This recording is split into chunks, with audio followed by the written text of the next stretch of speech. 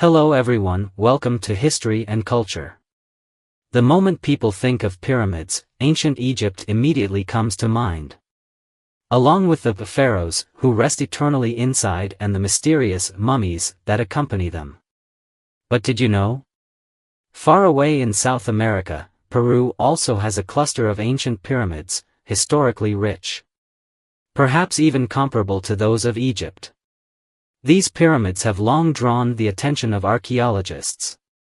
Then, on August 24, 2017, a scientific expedition team made a surprising discovery inside a Peruvian pyramid, a total of 16 skeletal remains. However, what truly shocked everyone was that these skeletons not only had long braids but were also dressed in distinctly Qing Dynasty-style Chinese clothing. At first glance, it was clear that these individuals were most likely Chinese from the Qing Dynasty.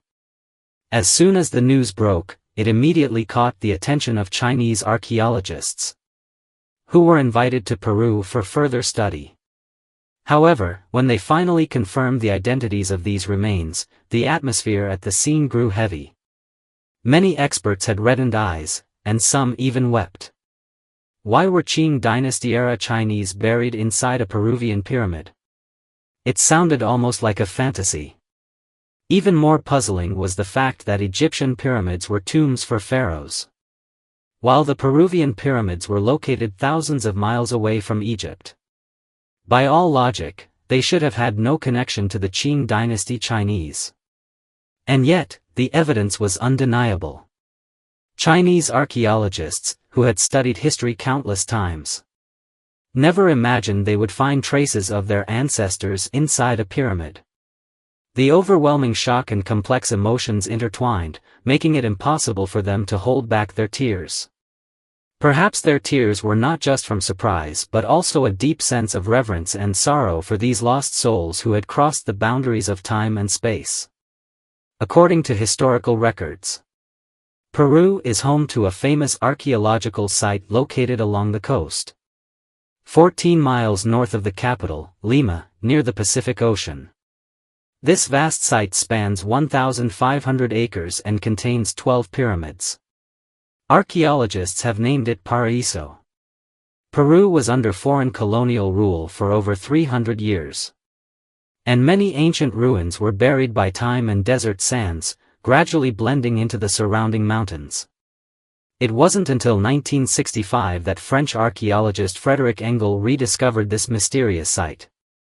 These pyramids stand atop the high plains of the Sub Valley, surrounded by golden desert sands.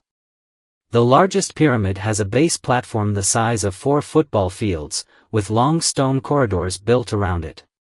Although much of it has been eroded by wind and sand over the centuries, one can still see the grandeur of its past. Next to the pyramids lies the ruins of the ancient city of Caral, once a residential area for the local inhabitants. Using radiocarbon dating technology, archaeologists determined that this site dates back to 2600 BC, over 4,000 years ago, even older than the pyramids of ancient Egypt. These pyramids belonged to the ancient Inca civilization. The Incas were actually a branch of the Native American peoples. According to legend, as early as 11,000 years ago, the ancestors of the Incas crossed the Bering Strait into North America, then gradually migrated southward until they eventually established the Inca Empire in Cusco, Peru. Over time, they expanded their empire through conquest, ruling the entire western region of South America. The Inca Empire was known as the Little Rome of the Americas. And Peru's pyramids stand as enduring witnesses to that glorious era. Strangely, however, within these pyramids, supposedly belonging to the Inca civilization, archaeologists discovered 16 sets of human remains belonging to Chinese people from the Qing Dynasty. It is well known that during the Qing Dynasty, the emperor strictly prohibited commoners from venturing overseas. After 1840, maritime trade routes fell under the control of Western powers, making it nearly impossible for ordinary people to cross the vast Pacific Ocean to reach South America. What was even more heartbreaking was the manner in which these remains were buried. Of the 16 bodies, only 5 were placed in simple wooden coffins, granting them a semblance of dignity in their burial. The remaining 11, however, were hastily buried in shallow pits, with some not even covered by a tattered mat, simply laid to rest in the bare earth. Through scientific analysis, researchers confirmed that these remains were over a century old.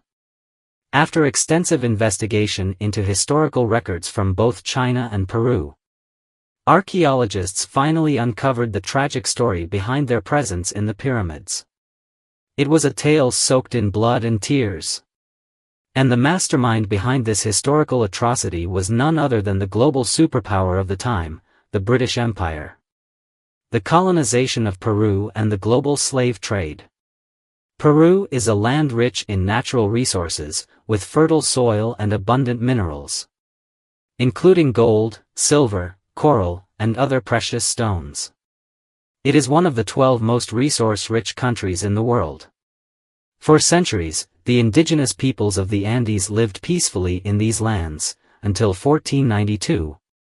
When Christopher Columbus set sail with 3 ships funded by the Spanish crown and accidentally discovered the Americas. This event marked the beginning of the end for the native civilizations. By 1533, Spain had fully conquered Peru and turned it into a colony. However, it was not the Spanish alone who dragged the Chinese people into this cycle of suffering, it was actually the British, who were at the peak of their global dominance. Following the Industrial Revolution, Britain's economy expanded rapidly, and the empire aggressively sought to expand its colonial holdings. To meet the growing labor demands of these colonies, the British began engaging in the large-scale trafficking of enslaved people. One of the most infamous figures in this trade was English navigator John Hawkins. He discovered that trafficking African slaves to the Americas was a highly profitable business. And he even partnered with Queen Elizabeth I to establish the infamous triangular trade. This transatlantic slave trade persisted for centuries, leading to the forced displacement of millions of Africans. During the long and grueling sea voyages, countless captives perished due to disease, malnutrition, and abuse.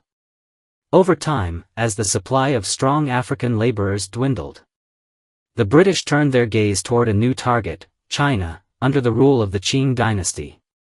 The Qing Dynasty's isolation and its collapse. Historical records indicate that in 1757, Emperor Qianlong made a critical decision, to restrict all foreign trade to a single port, Guangzhou. Foreign merchants were only permitted to conduct business there, and even then, only at specific times. At the time, the Qing dynasty considered itself the world's most powerful nation, believing that it was self-sufficient and had no need for trade with the outside world. However, this illusion was short-lived and soon shattered by reality. By 1840, Britain had fully embraced the advancements of the Industrial Revolution, arming itself with cutting-edge military technology. With superior firepower, they bombarded China's coastal defenses, forcing the Qing government into a humiliating defeat. Unable to resist, China was compelled to sign a series of unequal treaties, ceding territory, paying indemnities, and repeatedly surrendering its sovereignty. As a result of these devastating wars, life for the common people grew increasingly desperate. Many struggled just to find enough food to eat, with some even starving to death in the streets. Instead of providing relief, the Qing government continued to extract heavy taxes from the people in order to pay massive war indemnities to foreign powers, pushing the already impoverished population to the brink of collapse. At the time, in the Chaos Han region of China, a common saying emerged. If there's no rice left to cook, and death from starvation is near, there's no choice but to sell one's labor overseas. This phrase encapsulated the harsh reality faced by countless families. Faced with extreme poverty, many young men had no choice but to seek work abroad, hoping to earn enough to send money home to their families. Little did they know that once they boarded the ships, their journey would become a one-way ticket to hardship and suffering, with no chance of ever returning home. The ships carrying these laborers were cramped, yet the traffickers packed them to the brim, squeezing them together like sardines in a can. There was no room to turn over, and they could only curl up to survive. There was not enough food or fresh water on board, and the harsh conditions made disease outbreaks common. Adding to their misery, the unpredictable weather at sea meant that a single storm could claim countless lives. Those who perished during the journey were simply thrown into the ocean by the traffickers, denied even a final resting place. Even if they survived the voyage, they were only stepping into another hell, shipped to the colonies to work as laborers. Subjected to the most grueling and exhausting labor while enduring inhumane abuse. According to historical records, within just a few decades, millions of Chinese laborers were sold overseas. In Peru alone, more than 100,000 Chinese workers were sent there. Many never returned home, dying in foreign lands without so much as a gravestone to mark their existence. Now, in the ruins of a Peruvian pyramid, archaeologists have discovered the remains of 16 Qing Dynasty Chinese laborers. At the time, the pyramid had not yet been recognized as a historical site by archaeologists. Perhaps, to these laborers, it was nothing more than an ordinary hill, where they chose to bury their fallen companions. For centuries, Chinese culture has emphasized the importance of returning to one's roots. Even in distant lands, their hearts longed for home. Later, the Chinese government negotiated with Peruvian authorities, hoping to bring these remains back to their homeland. Unexpectedly, the Peruvian government quickly agreed, allowing these long-suffering laborers to finally return to the homeland they had yearned for, fulfilling their long-lost dream. This is the History and Culture channel. Liking and subscribing are the greatest help and support to us. Thank you everyone and see you in the next time.